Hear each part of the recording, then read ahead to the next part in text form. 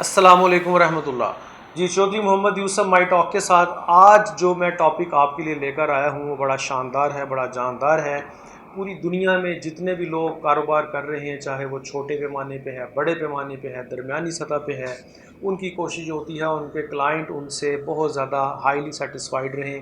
उनकी जो प्रोडक्ट्स हैं या जो सर्विसेज हैं वो अपने क्लाइंट्स की डिमांड के मुताबिक हों और उनकी क्वालिटी जो है वो बड़ी शानदार हो, उनकी जो कीमत है उनकी मर्ज़ी के मुताबिक हो।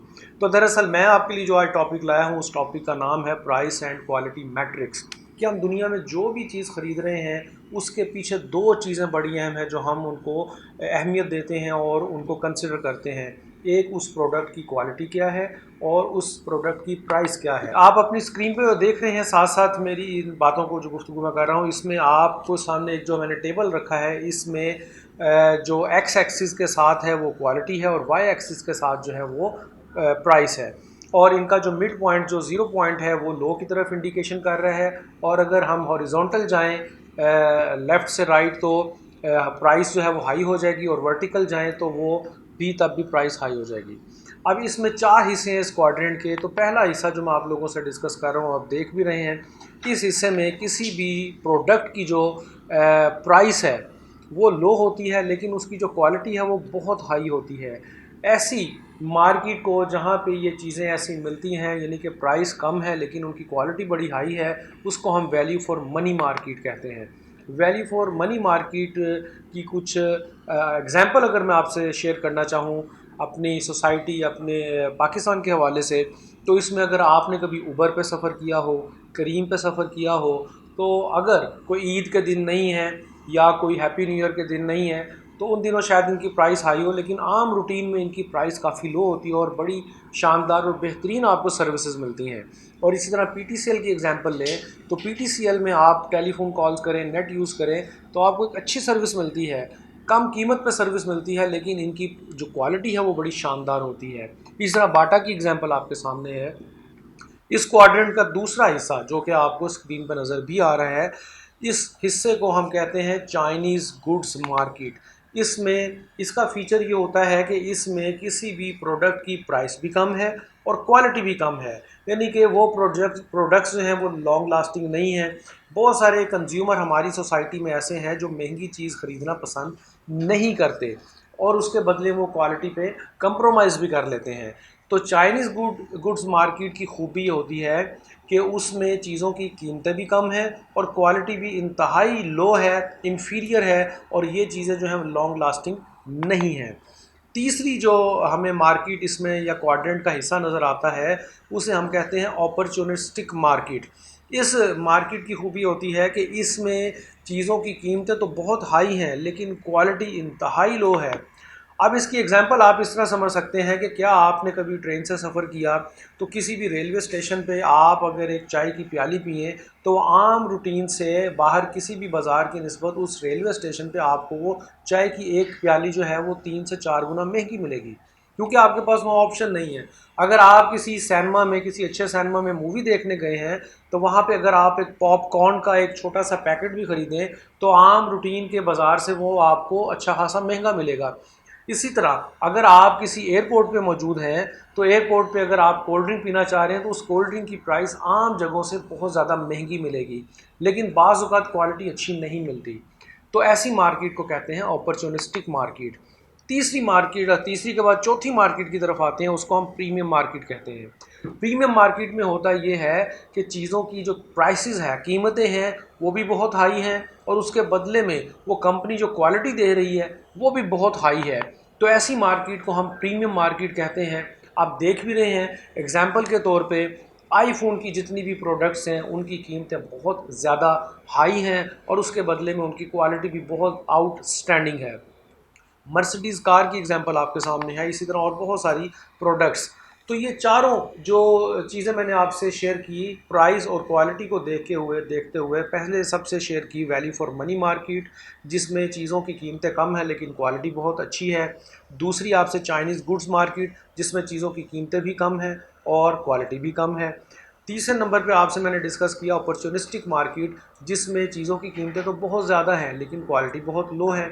चौथे नंबर पे आपसे डिस्कस किया प्रीमियम मार्केट, तो जिसमें चीज़ों की कीमतें भी अच्छी हैं और उनकी क्वालिटी भी अच्छी है। अब आपने ये फैसला करना है कि आप जिस बिज़नेस में हैं वो इन में से किस कैटेगरी में फ़ॉल करता है, ज़रा सोचिए आप। यहाँ मैं आपको बताता चलूँ कि अब इन चीज़ों को अगर आप चाहते हैं कि बेहतर तरीके से सेल कर सकें, आप प्राइस अच्छी ले सकें, क्वालिटी अच्छी डिलीवर कर सकें, तो आपको कोई ना कोई स्ट्रैटेजी बनानी पड़ेगी। और वो स्ट्रैटेजी बहुत मुश्किल नहीं है, सिर्फ़ और सिर्फ 3 हिस्सों पे मुश्तमिल है। सबसे पहले आपको जानना पड़ेगा कि आपके टारगेट कस्टमर कौन है।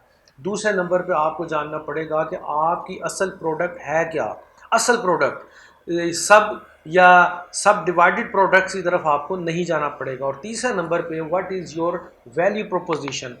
तो इसमें सबसे पहले कभी आप एक लिस्ट बनाइए, आप स्क्रीन पर भी देख रहे हैं कि आपके टारगेट कस्टमर कौन है और टारगेट कस्टमर कौन नहीं है।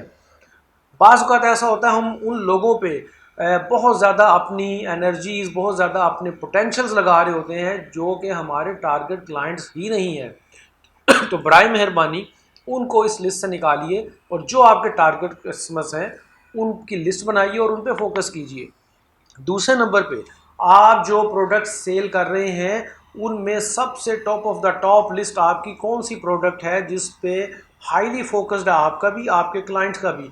तो आप एक लिस्ट बनाइए जिसके 3 हिस्से होंगे, हाई फोकस प्रोडक्ट, लो फोकस प्रोडक्ट और नॉट फोकस प्रोडक्ट। अब इनका मतलब ये है कि आपकी वो प्रोडक्ट जो हाईली, जिसकी डिमांड है, जिसके बदले में आप अच्छी प्राइस भी ले सकते हैं, जिसकी अच्छी क्वालिटी भी डिलीवर कर रहे हैं, उसको तोला कीजिए और उसको मार्केट में मज़ीद पेनिट्रेट कीजिए। और जो आपकी लो फोकस प्रोडक्ट हैं उनको भी फोकस कीजिए, लेकिन असल जो आपको आपके रेवेन्यू जनरेट करके देगी वो आपकी हाई फोकस प्रोडक्ट करके देगी। और जो नॉट फोकस प्रोडक्ट्स हैं बराए मेहरबानी उनको छोड़ दीजिए, उनको इग्नोर कर दीजिए, भुला दीजिए और नई चीज़ों पर आइए। तीसरी चीज़ मैंने आपसे कहा था वैल्यू प्रोपोजिशन।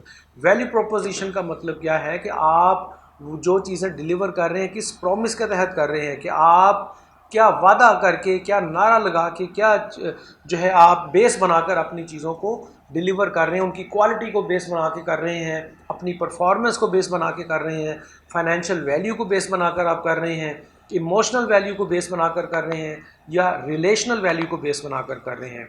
अब आप जितनी भी ये तमाम एक्टिविटीज़ कर रहे हैं इसका जो मरकज़ वो क्या है, वो यकीनन कस्टमर है। तो बराए मेहरबानी कभी आप ये भी देखिए कि आप अपने कस्टमर को जानते हैं। स्क्रीन पे आप देख रहे हैं, मैंने 2 टेबल आपके साथ शेयर किए हैं कि कस्टमर को जानने के लिए उन 2 चीज़ों पे ज़रूर फोकस कीजिए। कस्टमर के डेमोग्राफिक उसके एस्पेक्ट के ऊपर और साइकोग्राफिक एस्पेक्ट के ऊपर।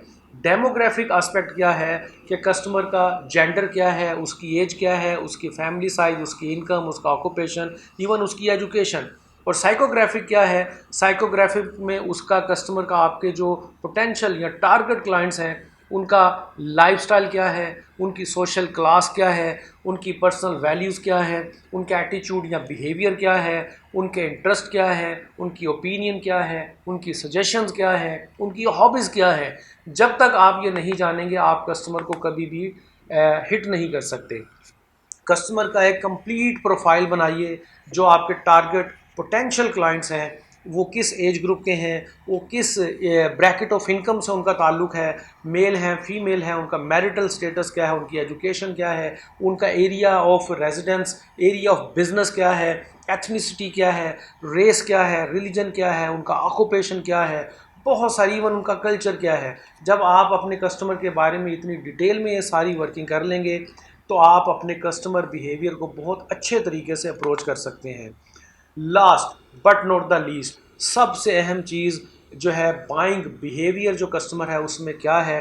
आप अपने बिज़नेस को देखते हुए, इस टेबल को देखते हुए ये फ़ैसला कीजिए कि आपकी प्रोडक्ट को सेल करने में सबसे अहम रोल उस कस्टमर में किसका है। क्या इनिशिएटर का है, किसी इन्फ्लुएंसर का है, डिसाइडर का है, बायर का है, या कस्टमर का खुद है। अगर आप ये सारी चीज़ें क्लियर कर लेते हैं तो यकीन कीजिए कि आप प्राइस एंड क्वालिटी मैट्रिक्स को समझ चुके हैं। अपनी प्राइस को आप कम करना चाहें, ज़्यादा करना चाहें, क्वालिटी को बेस बनाकर या किसी और चीज़ को बेस बनाकर, यह आपके लिए मुश्किल नहीं होगा।